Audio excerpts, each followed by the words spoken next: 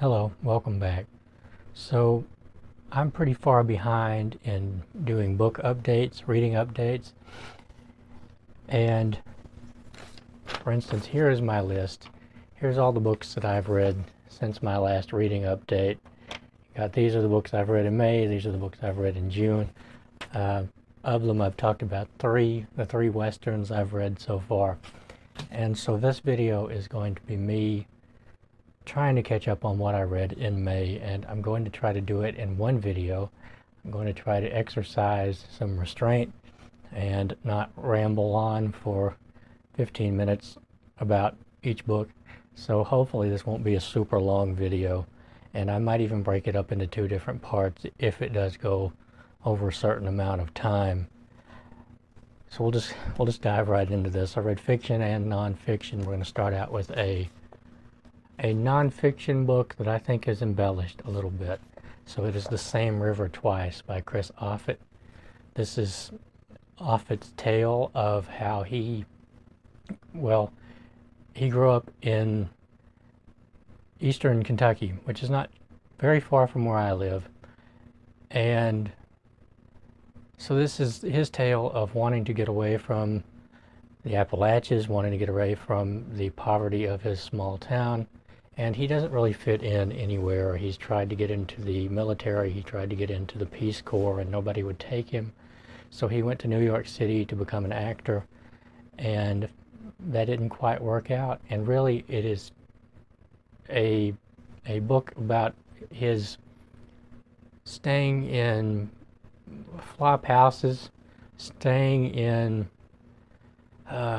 beat up old houses and things like that, and being out on the road, hitchhiking, going from job to job, about some of the tension he has with his family, with his father in particular, whom, from what I understand, I did a bit of looking up Chris Offutt.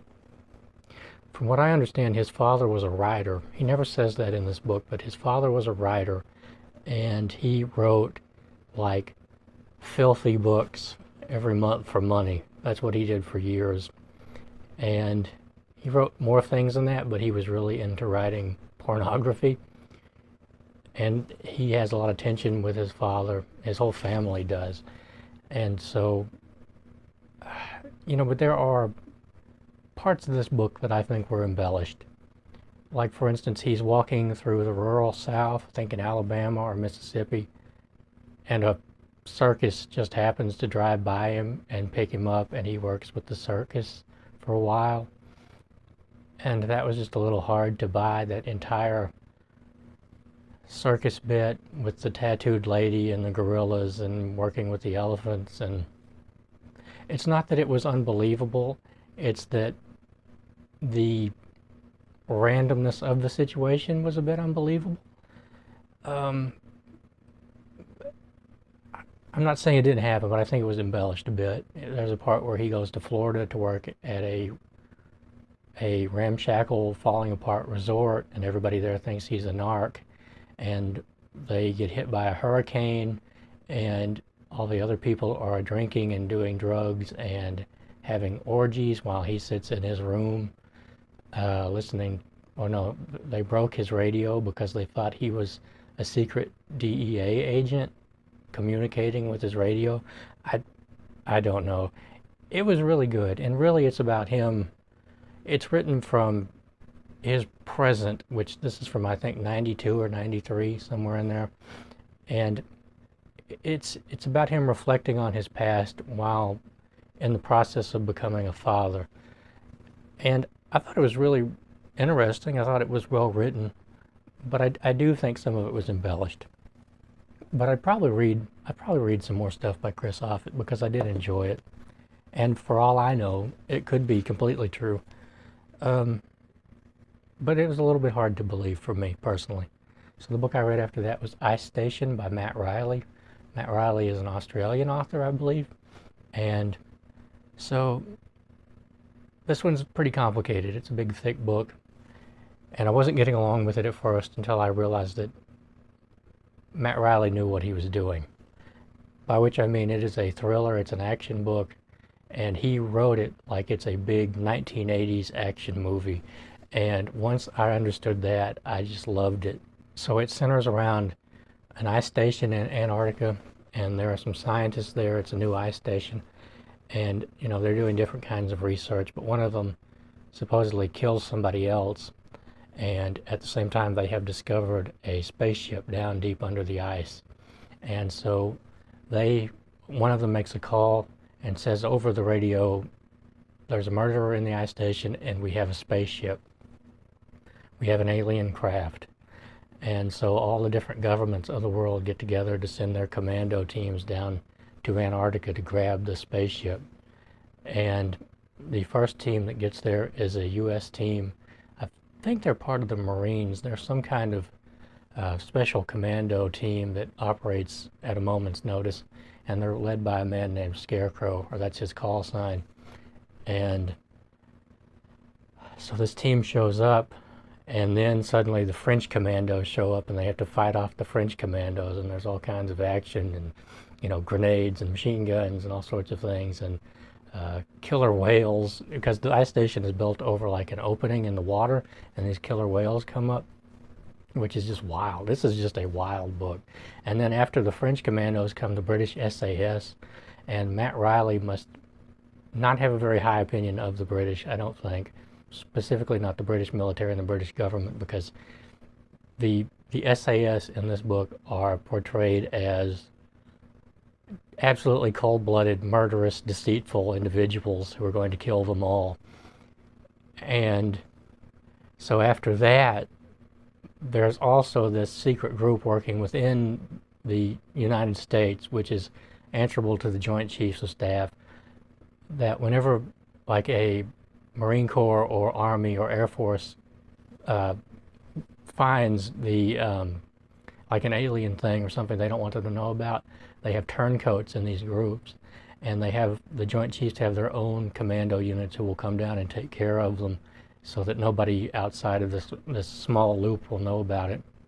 And this book is just action-packed from the beginning to the end, and there is like deception, there's all kinds of crazy stuff going on in this, and it was just a really fun read. It was completely absurd and unbelievable, and like, shooting a clip for a machine gun takes a couple of seconds, but in this book it would last for 30-40 seconds.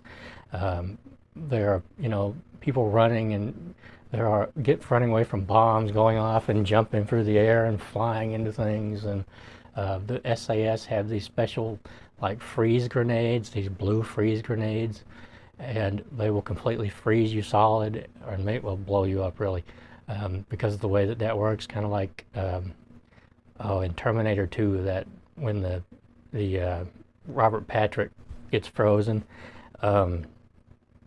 Yeah, this is just crazy, and the spaceship may or may not be from outer space, and there are giant seals, like 15-foot tall killer seals. This is just crazy. This is a lot of fun. I had a lot of fun with this, and I have another Matt Reilly book, and I want to read it soon. So after that, I read The Bridge at Andau by James Michener, and this was good. This is about the Hungarian Revolution in 1956, where the Hungarians rose up against their Soviet-Russian overlords. And it wasn't even so much that they hated communism, but they were tired of Russians being in Hungary, telling them what to do, what to produce, and then taking their goods and selling them elsewhere, telling their kids that they can't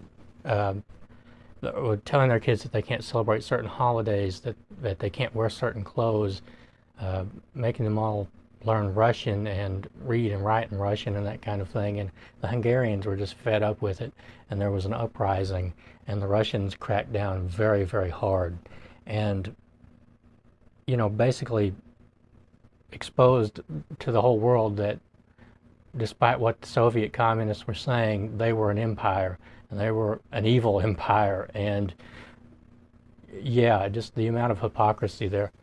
And James Michener was in, I think, Austria. The bridge at Andau is a crossing over like a swamp, or like a canal, I think, but it's in a swamp.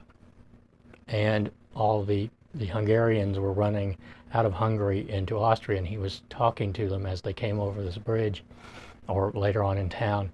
And this was good, but I couldn't help but feel that Michener was too close to the subject, and he uses composites of people so that he won't reveal who's who to the Soviets, and that weakens the book quite a bit because it speaks in generalities, but it also sort of mixes one event with another, and I felt like he was too willing to believe some of the people who had come into Austria, about their stories, about their backgrounds, and that sort of thing. I just think he was too close to what was going on.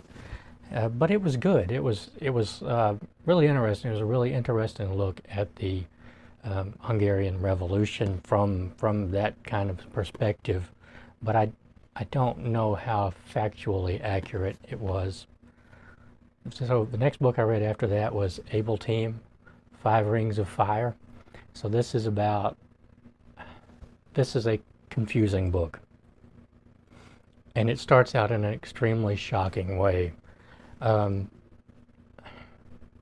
best way I can put it is, if you've ever seen the original Attack on Precinct 13 and you've seen the ice cream truck scene, which the first time I saw it, my jaw actually dropped, like I couldn't believe what I was seeing. That's kind of how this book starts, except it's in a gym.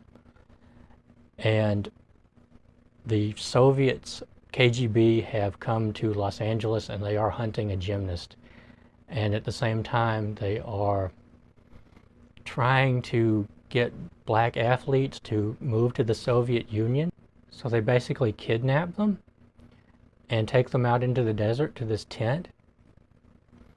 And that is being done by like the KKK at the behest of the KGB, but they don't know who's actually paying to do it. And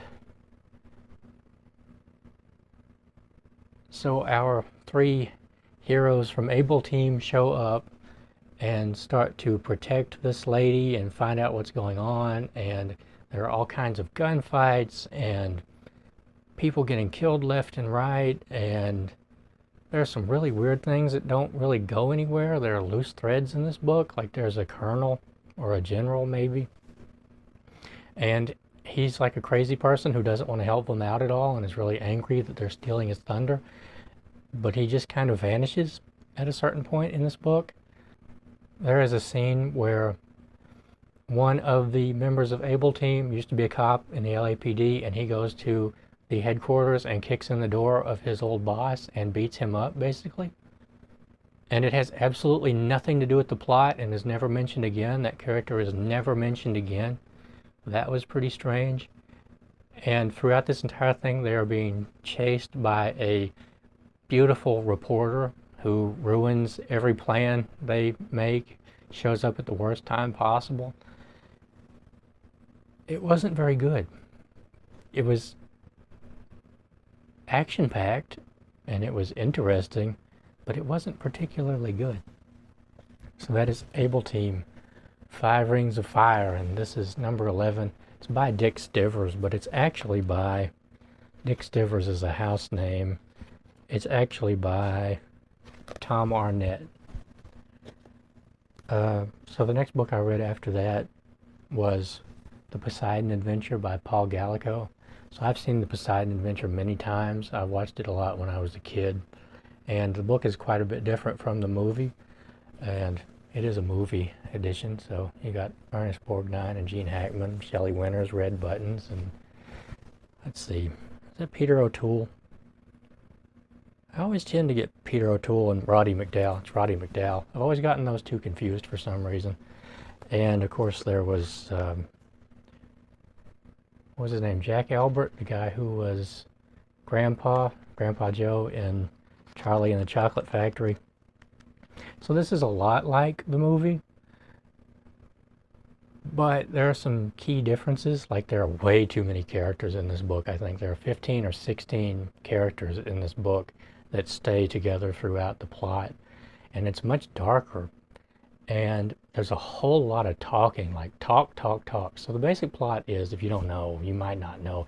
So the Poseidon is basically the Queen Mary.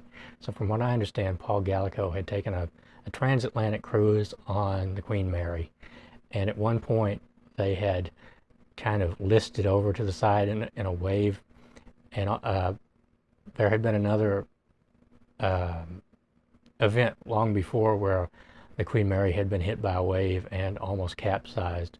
And so that got him to thinking about this, because the Poseidon is basically a carbon copy of the Queen Mary, except in the book it has been converted into a cruise liner and also an oil tanker. So there are big oil tanks down in the bottom, and the captain is working under this time constraint from his company, and instead of taking on oil at one of the ports, they leave with empty tanks and they don't take on any ballast, so it's top heavy.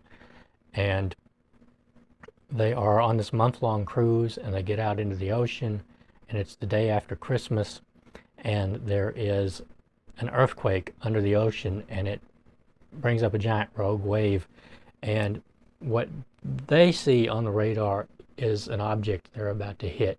So they do an immediate right turn to get away from this, and it hits them broadside and flips them over in an instant. And so these people have to get out of the Poseidon, and one of them is a kid named Robin, and he has been running all about this ship, and everybody on board loves him, the engineers and the sailors and everything. So they take him all over the ship and show him everything, and he knows where the thinnest part of this ship is on the bottom. So that's basically where any rescuers will cut through it. And at the same time, you have the leader is a guy named Dr. Frank Scott, and he is like an athlete all around. He is a super athlete. He's climbed mountains, he's boxed, he's played football for Harvard, I think. He was an Olympian, and he's also I can't remember if he's a minister. I can't remember his proper title, but he's a man of God, and he is having some kind of problem with God and with his faith, and we're never let in on what that is in this book. We just see it from a distance, because we don't actually see into his mind the way that we see into the other characters.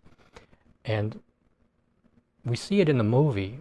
In the movie, it becomes much easier to understand, but in the book, it's just kind of there and never explained what's going on with him.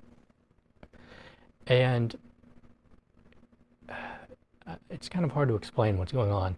So they get together, and Dr. Scott leads them out of the Poseidon, or deeper into the Poseidon, which is flipped over. So they go upwards towards the keel of the ship. And yeah, it's just crazy. There is so much talking in this book. For people who are trying to survive, they sit down and talk a lot. And so if you've seen the movie, you'll know that Ernest Borgnine played a character named Mike Rogo, who was a detective, and he had a wife named Linda. And in the movie, they're kind of at odds with everybody, but they're likable characters. Whereas in the book, Mike Rogo is somewhat likable, but Linda Rogo is absolutely detestable. And there's a reason for that, like he goes into her backstory, but she's a foul human being. She's a racist, she's an anti-Semite, she doesn't care about anyone but herself, she fights with her husband constantly, she says foul things all through this book, she is mean-spirited and a completely unlikable character. And yeah, it's pretty good though. I mean, it's good. It's not great, but it is enjoyable and it is interesting. I think, like I said, there are just too many characters. There's way too much talking, I think. And I wish we had had a better insight into what was going on in Dr. Scott's mind. And, you know, I couldn't help but read this book and think about Gene Hackman and his unfortunate passing. So the book I read after that was Embracing Defeat by John W. Dower, Japan in the Wake of World War II, and this is a great big book. I really buckled down to read this one. It took me, I think, 5 or 6 days, but I was reading I think, about 100 some odd pages a day.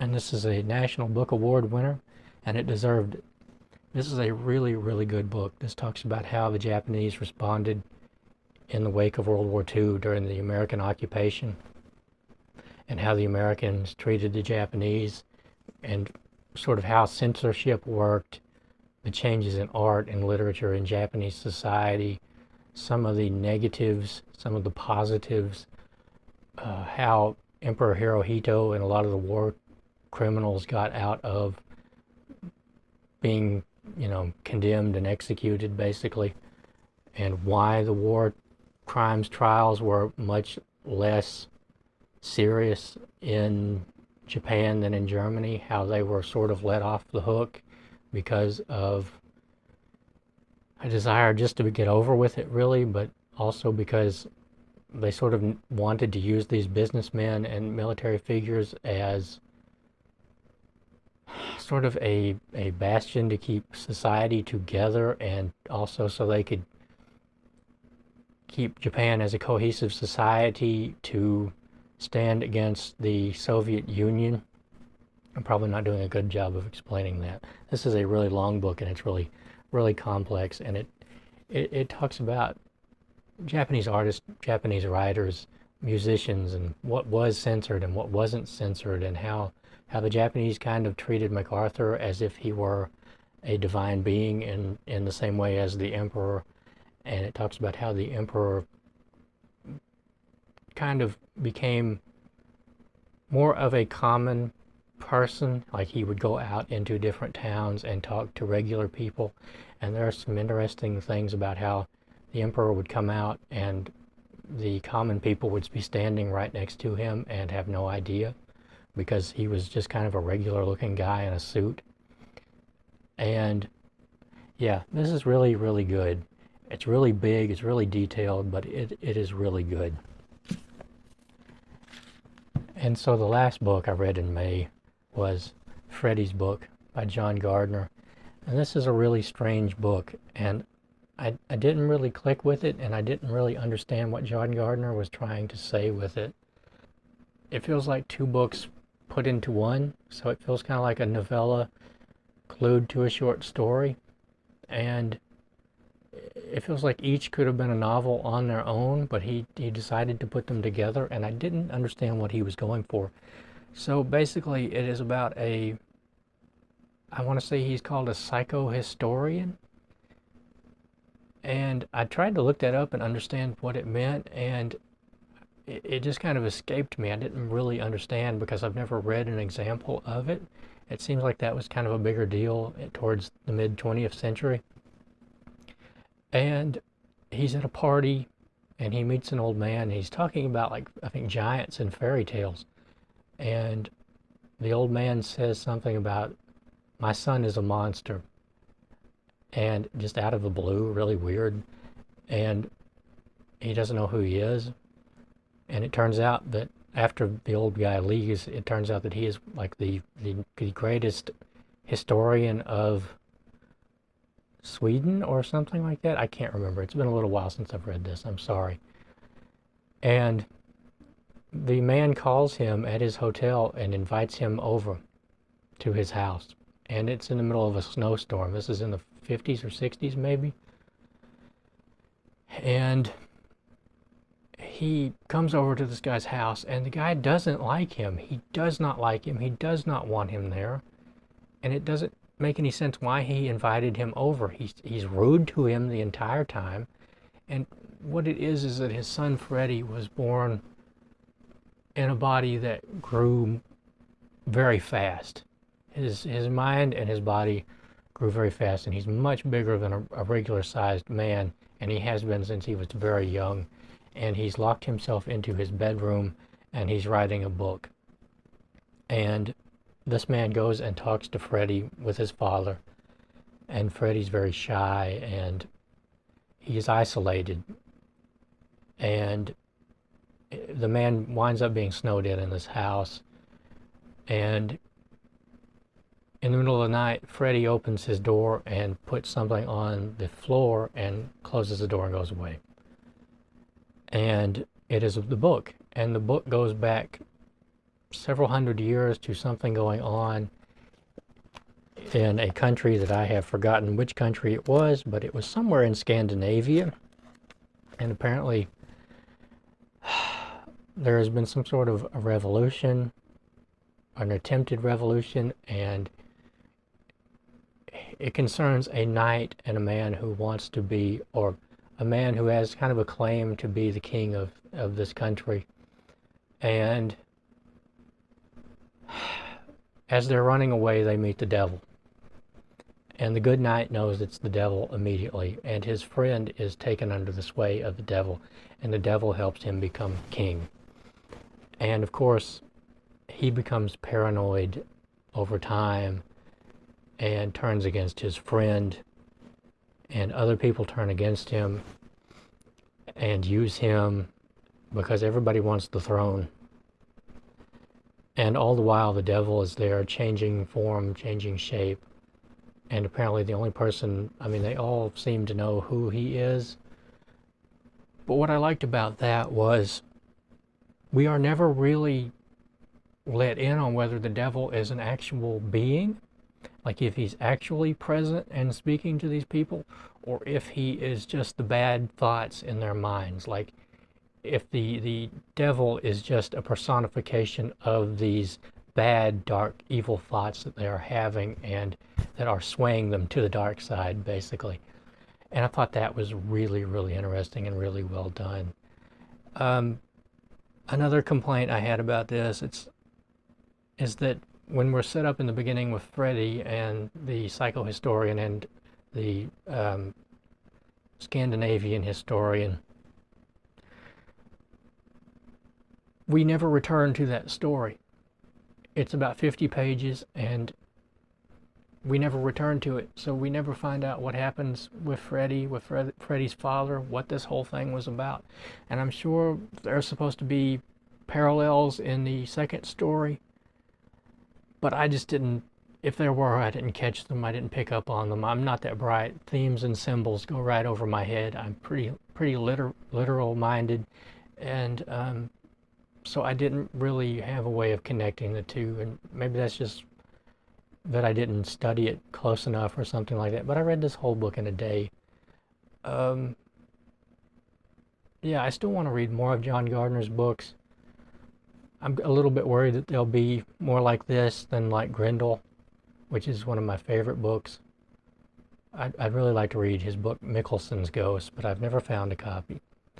And yeah, so I thought it was good, though. I thought it was well written and interesting. I wasn't always able to follow Gardner's thought processes or the characters' thought processes. I wasn't always sure why they were reacting the way that they were to each other, and that goes for both parts of the story. What seems to have been obvious to Gardner was not obvious to me. So, yeah, anyway, that is Freddy's book by John Gardner, and I probably haven't done a very good job at explaining this one, but I don't think that it was, I don't think I clicked with it, you know. But anyway, those are all of the books that I read towards the second half of May, and I'm just now getting to them. And if you have any comments or questions, I'd love to hear them. And I want to thank you for watching, and I'll see you next time.